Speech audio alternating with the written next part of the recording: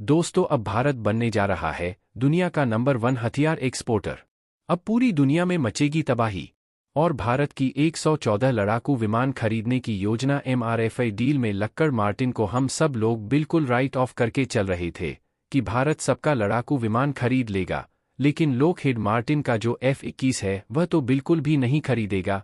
जी हां, बताया यह जा रहा है कि भारत जल्द ही दुनिया का नंबर 1 हथियार एक्सपोर्टर बनने वाला है। लेकिन आज लॉकहीड मार्टिन, जो कि दुनिया की सबसे बड़ी हथियार निर्माता कंपनी है, इसने दुनिया को दिखा दिया है कि क्यों यह नंबर 1 पर आती है।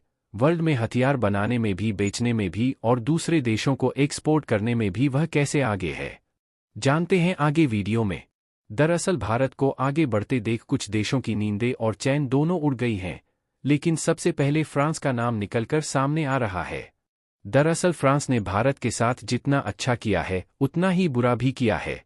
फिर दूसरे नंबर पर है अमेरिका। जी हां, यह देश भी जितना अच्छा दिखता है उतना है नहीं, अमेरिका ने भी भारत के साथ कभी अच्छा रिलेशन नहीं रखा। दोस्तों, क्या है अपडेट समझते हैं वीडियो के माध्यम से, तो आप भी वीडियो में बने रहिएगा।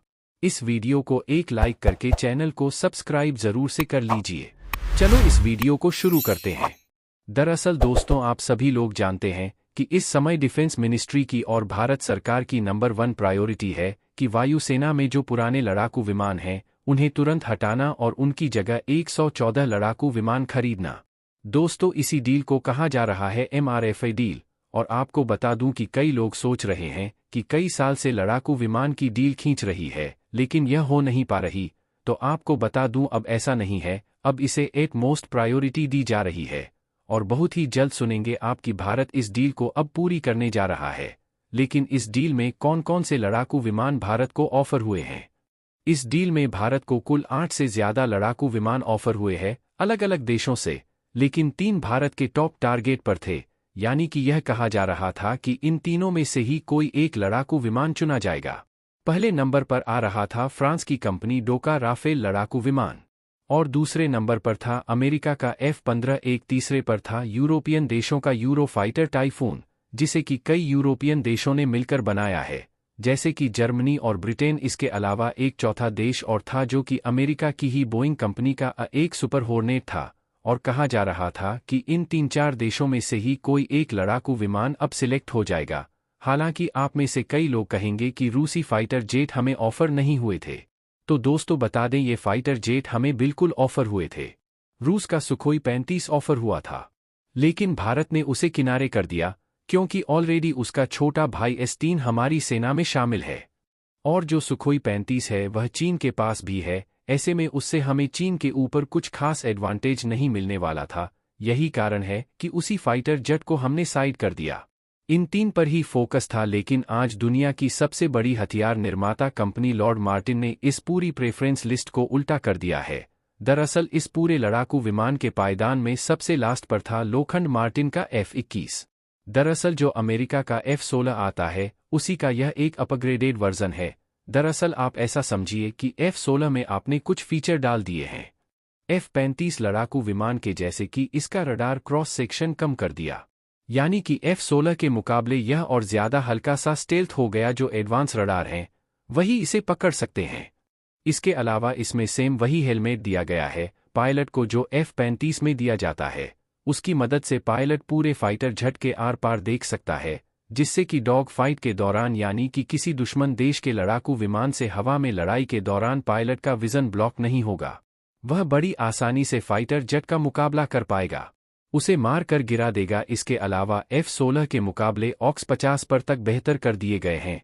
दोस्तों, इसकी टेक्नोलॉजी में और ज्यादा एडवांसमेंट की गई है और इसमें अन्य हार्ड पॉइंट जोड़े गए हैं और ज्यादा मिसाइलों के लिए। यानी कि देखा जाए तो F-16 का बड़ा भाई है F-21। लेकिन इस फाइटर जेट को कहीं पर भी एडवांटेज नहीं दिया जा रहा था। सबको लग रहा था कि यह लिस्ट में लास्ट ही रहेगा, लेकिन आज लॉकहीड मार्टिन ने इस लिस्ट को उलट पुलट करके रख दिया है।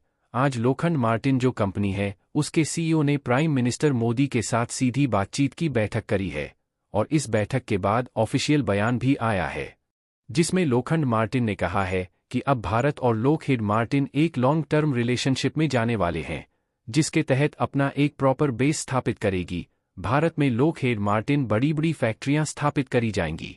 जहां पर प्रोडक्शन होगा हथियारों का, इतना ही नहीं भारत से बनाकर यह एक्सपोर्ट भी करेंगे हथियारों को। लेकिन जो बैठक का मेन मुद्दा है, बताया जा रहा है कि वह है F-21 की डील। लोखंड मार्टिन चाहती है कि हर हाल में 114 लड़ाकू विमान की डील है वह इन्हें ही मिले, भारत को F-21 बनाकर यह बेचे, और इसके बदले में यह भारत को ऐसा ऑफर दे रहे हैं कि एक बार को आपकी आंखों में भी चमक आ जाएगी।